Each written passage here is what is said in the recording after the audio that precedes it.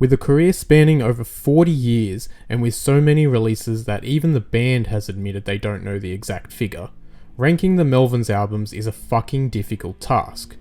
But for the sake of dumbing it down, we're going to focus on only studio albums, or whatever constitutes a studio album according to their discography. So no EPs like Eggnog or the Kiss solo releases, and no live and compilation albums like Colossus of Destiny and Chicken Switch. I should note, these are my own opinions, I'm sure they'll piss someone off, but hey, make your own list and I'd love to see it. So let's begin. At number 29 is 3 Men and a Baby. The reason this album is last is simple. It's unmemorable, which is the worst thing the Melvins can be. A collaboration with Mike Kunker from Godhead Silo, it was lost for almost 20 years, and when finally released, just didn't seem necessary. It's far from bordering on unlistenable, unlike some Melvins albums, but that's the issue. I'd rather have something that's worth talking about, good or bad, and this just feels like a waste. Number 28, Prick. You may be asking why this isn't automatically last by default. Is it shit? Yeah. Is it a joke by the band? Also probably yes. But getting past the ambient field recordings that feel like an outlet by the band to just be experimental for the sake of it, it does actually have a kind of soothing background music feel in parts, meaning it has a purpose, and the track Larry is actually okay. At number 27 is Electro Retard. I almost left this one off the list, it just doesn't seem like a real album. It's got some covers, some reworkings of older songs, and honestly, if it didn't feature an incredible cover of the Wipers' Youth of America, it wouldn't even feature here at all. Another often maligned album is Honky at number 26. Ready to go on amp rep after the band's time with Atlantic Records was up, Honky was never going to be accepted by any mainstream listener. The Melvins do weird shit well, but as a whole album, even to someone like myself who loves experimental soundscapes, it's hard to get through. It has some standout moments with some almost industrial elements, but let's face it, it's not an album people ever recommend anyone listen to if they want to first get into the Melvins. Number 25 is the double album A Walk with Love and Death. It's kinda sad I had to put this so low. It's an ambitious, well-crafted album, but it feels like a misstep. One album is a soundtrack to an experimental short film and has some interesting noisecsapes. The other is a very straightforward album that unfortunately suffers from flat-sounding mid-tempo songs. At number 24 and 23 are the two albums recorded with Jello Biafra of the Dead Kennedys.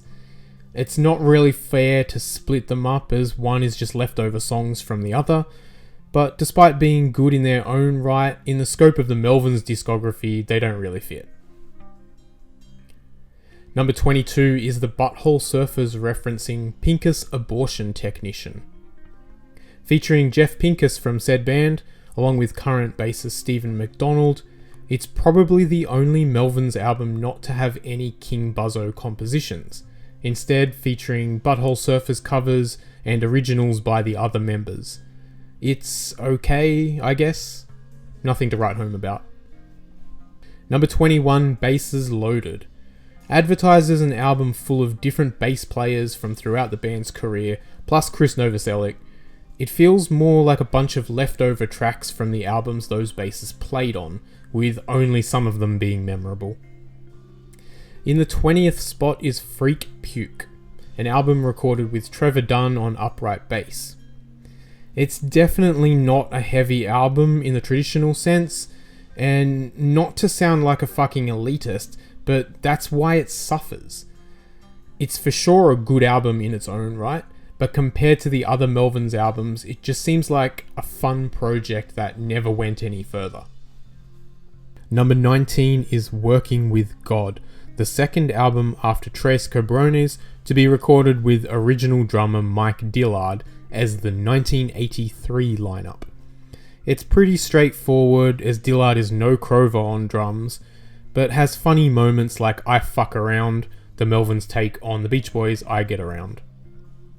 And Tres Cabrones at number 18. No real reason it's higher, it just came out first and has had more time to be listened to. Plus they do 99 bottles of beer on the wall as only the Melvins could. At number 17 we have Hostile Ambient Takeover. Despite this being a fan favourite, I must admit, I don't know how to rate this album. It's good but not great, and honestly, around this point of the list there's so many albums that fit into that description that you just have to find a spot for them. On the strength of the track The Fool, the Meddling Idiot, it's worth a listen for sure.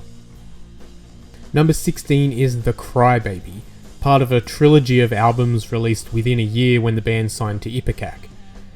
It's a collection of covers with different guests plus Divorced, an incredible collaboration with Tool.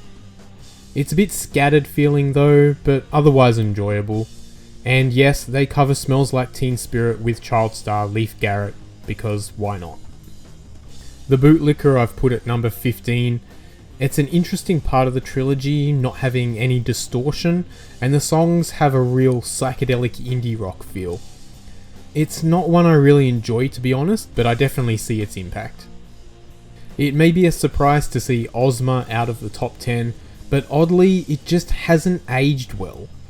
Knowing what was about to come after this album, and the fact its production somehow isn't a step up from the works before it, just makes it less impactful. Oven Still Rules though, one of the best early songs from the band, if not the best. In the number 13 spot is the covers album Everybody Loves Sausages. This collection of covers, compared to all the others, feels more diverse. Like Crybaby, it's full of guests who all really suit the cover, most notably Mark Arm covering The Scientists, or Jello returning to take on Roxy Music. It's a shame about the Throbbing Gristle track at the end though, they should have left that one off. At number 12, Pigs of the Roman Empire. This collaboration album with ambient electro artist Lustmord is a serious album. Like, it doesn't sound like either collaborator was fucking around and just wanted to make a pure piece of art. Sludgy riffs, unique soundscapes, it's a hidden gem. Number 11, Hold It In.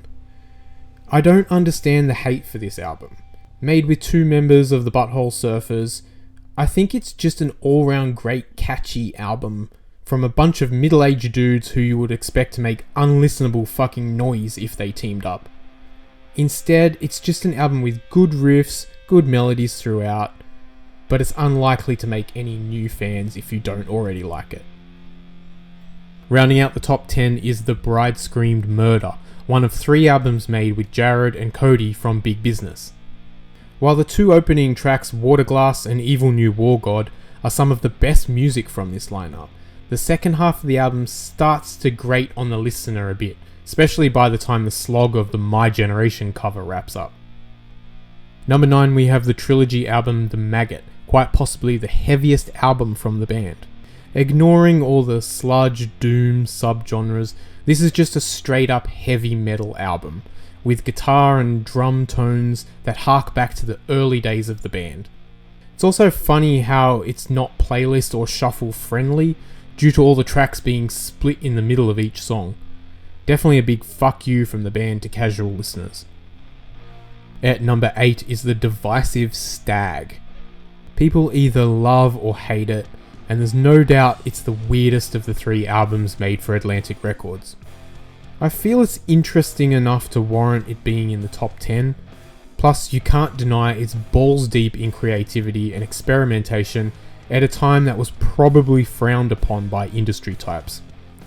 A good precursor to the weirdness that was to come with Honky. In the number 7 spot is Nude with Boots. Of the Big Business albums, this one feels the most subdued, but it's also probably the best representation of that twin drumming. While it doesn't have that one song that makes it memorable, it's instead an overall solid album from start to finish. Number 6 is Gluey Porch Treatments. I'm gonna be honest here, the main reason this album is so high is that it kickstarted this whole thing. Without this album, it's safe to say that there's a possibility a whole genre of music wouldn't have been invented. Maybe. We just don't know. However, Eye Flies is a killer track amongst countless more, and despite the album sounding very primitive, it's a landmark and rightfully so. Number 5, Stoner Witch. This is just an all-round solid album. Equal parts heavy rock and mellow trippy stuff, there's absolutely nothing to fault here.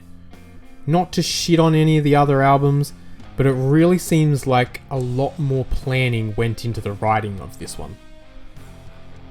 At number 4 is the first of the Big Business albums, A Senile Animal. The fact that the Melvins managed to reinvent themselves again 20 years after their first album came out is strong reasoning for why this is so high on the list. Also, History of Bad Men may well be the best song the band has ever written. Number 3, we have Lysol, or self-titled. Often touted as the greatest Melvins album, I wouldn't argue with anyone if they said it was. On paper, it shouldn't work, but with Hung Bunny and Roman Dogbird taking up half of the entire runtime, and Flipper and Alice Cooper covers being amongst the second half, somehow it all works. This is the album, along with Earth's 2, that probably made drone metal a fully fledged genre of its own. Number 2 is no surprise to anyone, unless you were expecting it to be in the top of the list. It's Houdini. Yes, it's the most well-known and popular of their albums, but for good reason. It sounds great, the cover is awesome, and the track listing is perfect. Weirdly, there's not much else to say that hasn't already been said, but I will say that its lasting appeal isn't likely to ever see it slide further down future lists. And in the number 1 spot is Bullhead. This is just the perfect Melvins album. For a band that has evolved their sound as much as the Melvins have over their career, when they made their first change from shorter, fast songs to slow, detuned sludge, it was an incredibly influential moment. Songs like Boris, It's Shoved, and Zodiac have been covered by countless bands who cite the Melvins as the godfathers of whatever genre they identify as. And just by looking at the quality of albums that came in the next few years, you can see why Bullhead is at the top of the list.